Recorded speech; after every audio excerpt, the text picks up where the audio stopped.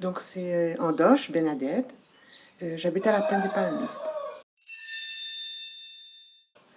Donc j'ai 55 ans et j'ai vécu une partie de mon enfance avant de partir dans le sud et revenir dans l'est. Là, je pense à mon père qui faisait cuire les maniocs, patates ou conflore au feu de bois. Donc il avait sa petite cuisine de bois. Il élevait des porcs et des petits pour les gens. Et à côté, il y avait son feu de bois pour la vie quotidienne. Dans ce temps-là, il n'y avait pas de matériel comme aujourd'hui. Ma mère avait son fer à repasser à charbon, à vapeur. Donc comment dire, il y avait deux modèles. Un modèle où le fer était posé sur le feu et l'autre modèle où il fallait enfourner de charbon dans le fer à repasser pour pouvoir faire le repassage du linge. Voilà, un exemple qui me vient à l'esprit là, ce fer à repasser rouge. Alors on était à deux filles, hein. Donc je suis la première. Et donc la vie était simple. La vie était simple. On racontait des histoires le soir avant de partir dormir. Et puis il y avait la lampe pétrole que je garde toujours à la date d'aujourd'hui. Parce que c'est une lampe qui a servi à, à la vie, à vivre au quotidien. Arriver la brume du soir, ben, il fallait préparer cette lampe pour pouvoir dîner le soir, par exemple. Donc voilà. Alors il y avait sûrement la marelle, ou sinon les poupées chiffon, ou vieilles poupées où il y avait le trou dans le nez, qui était abîmé alors. Où il n'y avait plus d'oreilles, parce que c'était un modèle de poupée plastique épaisse. Donc, ben on faisait attention. Il y a certains jeux qui étaient neufs, qui n'étaient pas utilisés, qui étaient suspendus dans la chambre, mais à ne pas toucher. Parce que quand c'était neuf, il ne fallait pas toucher, il fallait les exposer. Voilà, comme un musée dans la chambre. Tout autour du lit, autour de la pièce. Mais sinon, c'était la plus vieille poupée qu'on jouait avec. Le plus vieux jeu de ménage.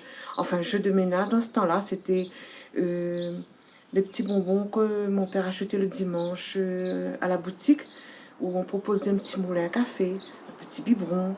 Ben, c'était ça le petit jeu qu'on avait. Hein. C'était pas extraordinaire en tant que moderne, mais extraordinaire dans le cœur. Voilà. C'était, je dirais pas le mot cool. Gentil, mais ferme, strict. Il y avait un règlement, un principe de vie, et une manière de parler aussi, une manière de savoir dire bonjour, et voilà, de savoir se comporter avec les autres, avec les étrangers, avec les gens. Mais de faire attention, voilà. On ne pouvait pas dire tout et rien. On était éloigné de la place de la mairie, par exemple. Et bien, on y allait à pied, hein, on descendait à pied pour aller à la messe aussi également, à l'église. Donc, on y allait à pied. Mais si dans le chemin, ben, on rencontrait des gens, et ben, on savait dire bonjour et on savait ben, se tenir, hein, se tenir, ne pas se mêler à la conversation quand les parents rencontraient d'autres personnes. Donc, il fallait rester éloigné des grandes personnes quand les personnes étaient en train de discuter, que ce soit dehors ou à la maison s'il y avait des gens qui étaient invités, par exemple. Voilà. Parce que moi, je me souviens que mon papa, il était cultivateur, donc il allait travailler. Maman, depuis le matin, elle faisait son feu de bois pour préparer la nourriture pour la journée, ou l'eau, simplement l'eau à réchauffer pour le bain, par exemple. Mais mes souvenirs sont flous parce que quand je vois l'abondance que les enfants, comment les enfants vivent aujourd'hui, eh ben, j'ai très peu de mots, très peu d'histoires racontées par rapport à l'abondance d'aujourd'hui. C'est-à-dire, ben, si on va dire un enfant d'aujourd'hui et un enfant d'avant, on va mesurer, et ben, comment dire, l'enfant d'avant n'avait pas autant d'activités qu'aujourd'hui. On se tenait à ses devoirs si on avait ses devoirs à faire. On n'avait pas de télé. Si le voisin avait la télé, on était autorisé certaines fois à y aller de bonne heure, parce qu'il faut, avant 6 heures, il fallait qu'on soit rentré. Mais sinon, non, c'était lire, c'était prendre son livre, lire, et puis écouter ce que nos parents nous racontaient, dans leur vie d'avant eux, par exemple.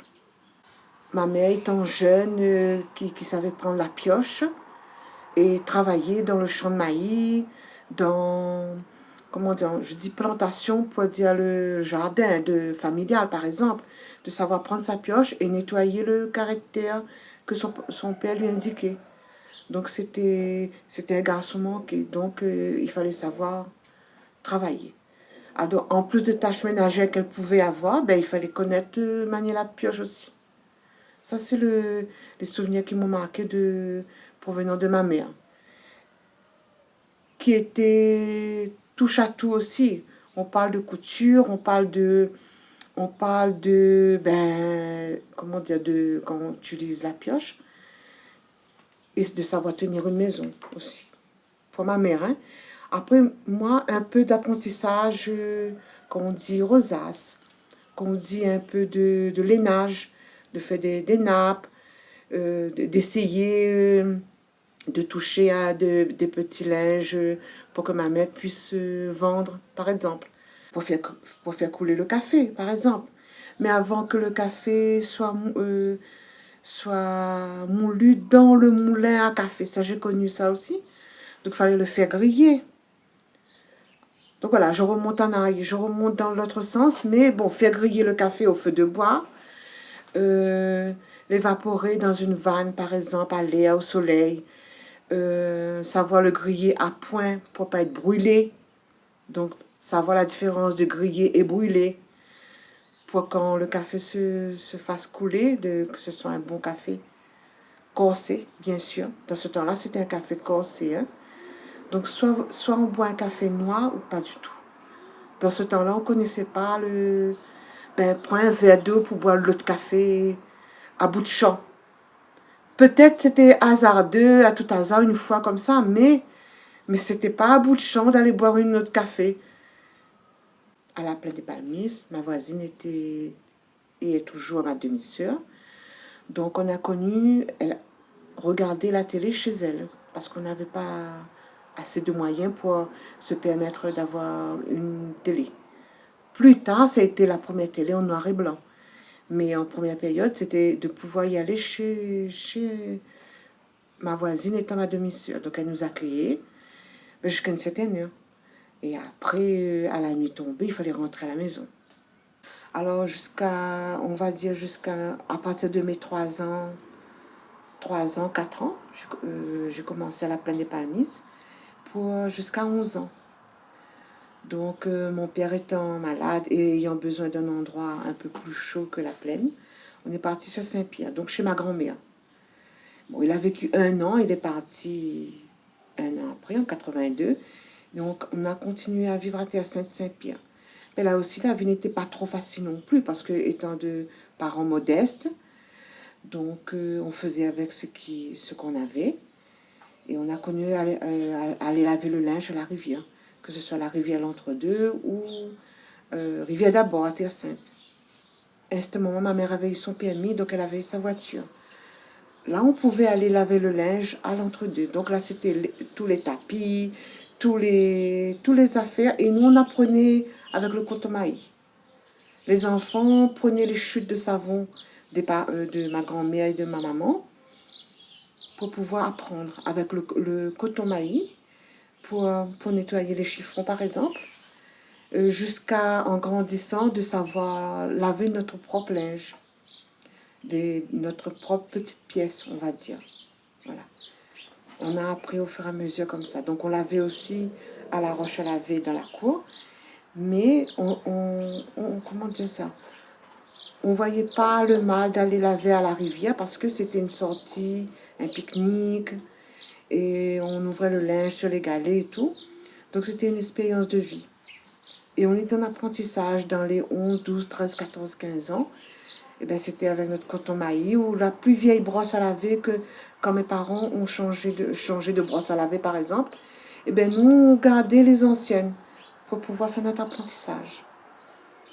Pour faire que les repas aussi, donc à partir de 11, 12 ans, ma maman, ma grand-mère m'a appris comment tuer une poule, un canard, parce qu'elles élevaient elles avaient le poulailler, donc on apprenait, j'ai appris comment tuer le canard, la poule, pour pouvoir la faire cuire. Donc apprentissage, même si on retrouvait pas les morceaux habituels, mais c'était l'apprentissage, il fallait savoir faire le curry. Voilà.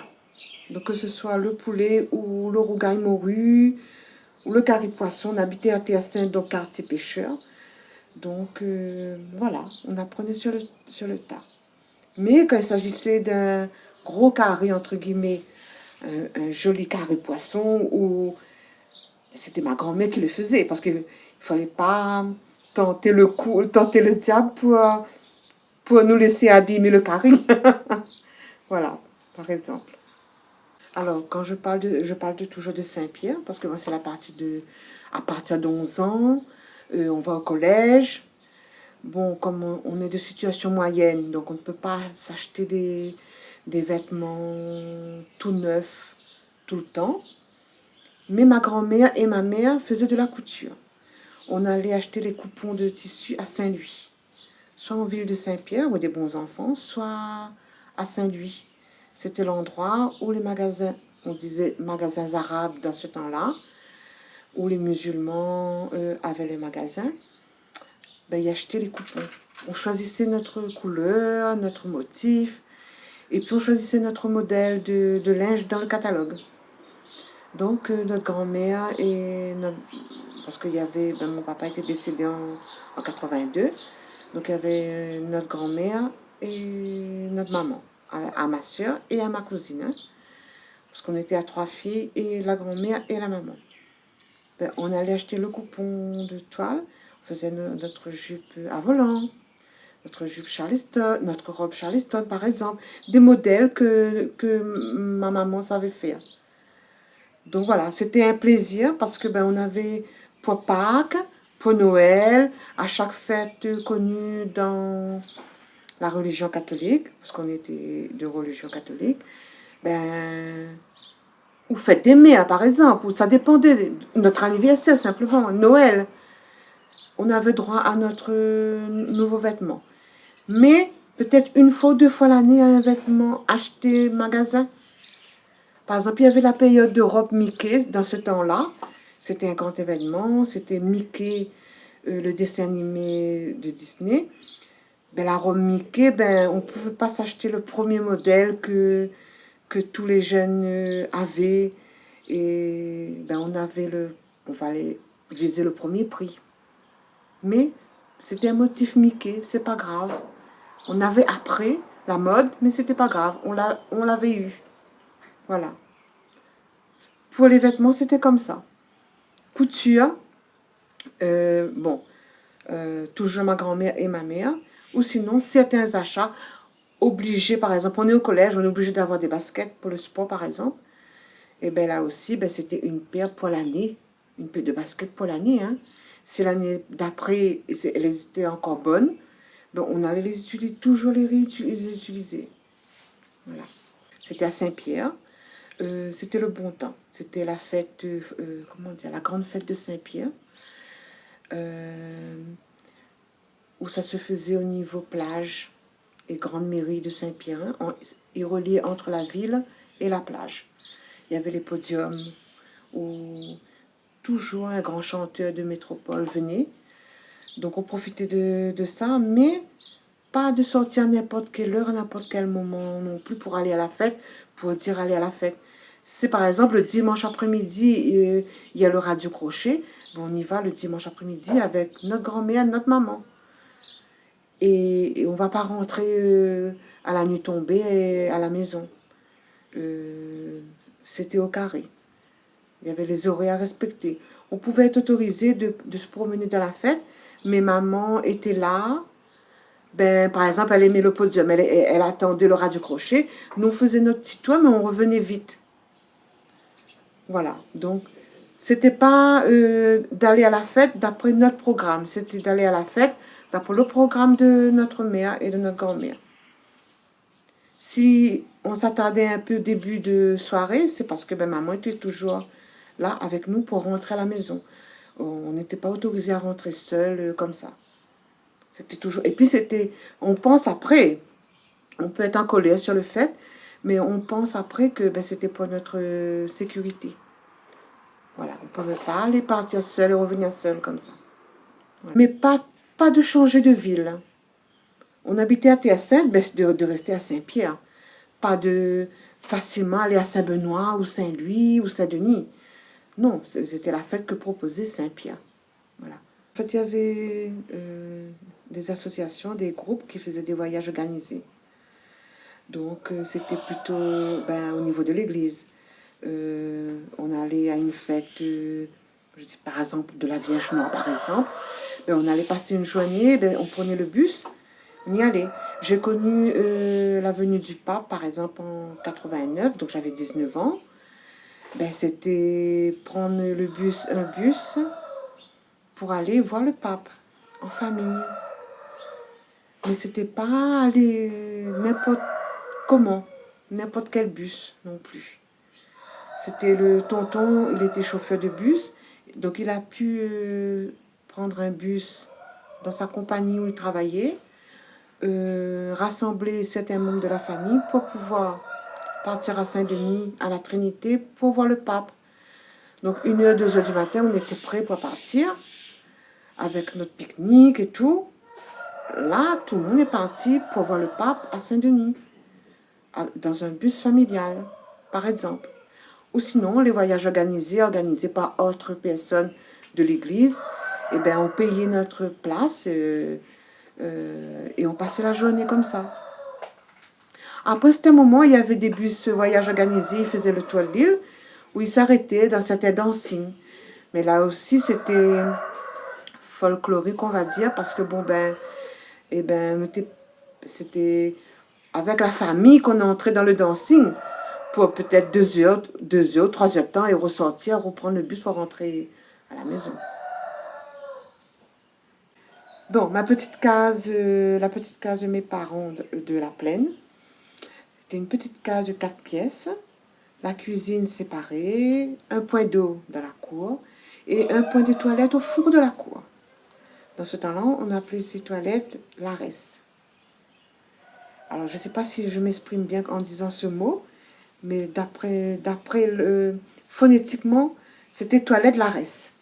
Donc, c'était comme dans les écoles anciennes, où le carré était blanc à terre, et où il y avait l'emplacement où on mettait les pieds dans le fond de la cour. Donc, les gens avaient ce modèle de toilette. À Saint-Pierre, ben, c'était plus ville. Donc, les gens, ben, quand il y a plus de gens dans le chemin, il fait chaud, par exemple, les gens vont plus à prendre l'air sur côté la mer pour, pour revenir, ben, pique-niquer côté la mer et revenir à la case. Et puis, à Terre-Sainte, je me souviens, il y avait l'électricité.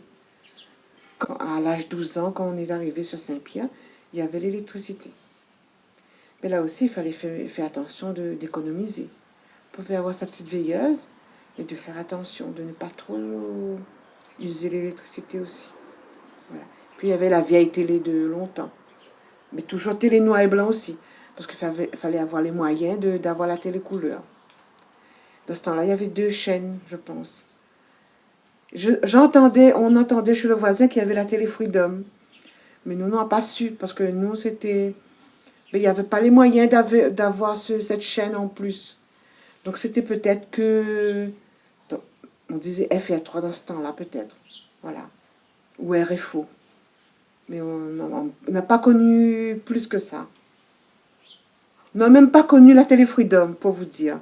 On a entendu, le voisin qui avait, mais on n'a pas connu. À ce moment, on avait notre poste radio et moi, j'enregistrais les cassettes. Donc, c'était un moment, il fallait débobiner avec un crayon. Mais c'était mon passe-temps d'enregistrer les chansons sur la radio. Donc, il y avait les radios, comment on dit ça? Les différentes radios qui s'élevaient. On écoutait les musiques et tout. Et j'enregistrais sur mes cassettes. Après, il y avait le vieux Twin-Dix aussi. Donc, on avait les 33 tours, 45 tours. Donc, moi, j'écoutais tout ça. C'était un moment. Mais avant que j'ai écouté tout ça, c'était mon papa, quand il était encore vivant, il a utilisé son Twin-Dix, son poste radio qu'il avait acheté sur Saint-Pierre. Mais après, c'était moi qui avait repris tout ce petit matériel-là. S'il me manque des choses, c'est parce qu'ils m'ont été volés ou perdus. C'est pas parce que j'ai pas fait attention. Je fais trop attention et je garde trop d'objets. Mais après, certains objets, aujourd'hui, on peut regarder cet objet, on se dit, ah non, c'est nul, il faut jeter un coup. Mais après, demain, quand on réfléchit, on dit, non, on n'aurait pas dû jeter. Mais après, c'est trop tard. Donc tout ça m'a marqué parce que ma mère a su m'offrir des choses qui avaient son importance. L'appareil photo, les jumelles, le Walkman, les disques, un premier disque de Jean-Jacques Goldman, un premier disque de Cassave, voilà. Par exemple, la dernière période où je suis allée à une rivière, c'était la rivière d'Abord. C'était au cyclone Firinga. Donc ça remonte à pas très loin en fait. Donc là, il y avait ma cousine qui venait de revenir de métropole avec son mari et son premier fils, parce qu'après le deuxième n'était pas encore né. Son premier fils bébé, donc à peine 8 mois de naissance. Et le cyclone Firinga est entré dans cette cour à Terre-Sainte-là. Donc il a fallu aller laver le linge à la rivière d'Abord. Mais rivière d'Abord, Terre-Sainte. Donc on est allé à pied avec le ballot linge, parce qu'il fallait trouver l'eau. L'eau était coupée. Mais là, c'était encore une période de vie où on était en famille. On n'avait pas honte d'aller à la rivière, de laver son linge. À la date d'aujourd'hui, j'irai plus. Je pourrais pas non plus, mais à la date d'aujourd'hui, on va nous dire de faire attention à la lectospirose, de faire attention aux insectes. Mais dans ce temps-là, il n'y avait pas tout ça. Et on n'était pas plus malade. Au contraire, on fait attention à la date d'aujourd'hui, soi-disant peut-être qu'on a des vaccins, peut-être qu'on a des médicaments, on est en surcharge de médicaments, mais on n'est pas mieux. Que dans ce temps-là, on pouvait rouler dans la poussière, on pouvait aller dans la ravine et se prendre un bain dans le bassin de boue. On n'était pas, comment dire, malade, plus malade que ça. Mais il y a toutes les interdictions aujourd'hui et on n'est pas bien. Voilà. Pour moi, le temps d'avant, même s'il y avait ces inconvénients parce que manque de choses, peut-être il fallait un coup de pouce pour être mieux, mais c'était pas plus mal. Voilà. Merci je peux beaucoup. m'exprimer comme ça. Merci pour le temps de parole et le partage. Merci à vous de m'avoir écouté.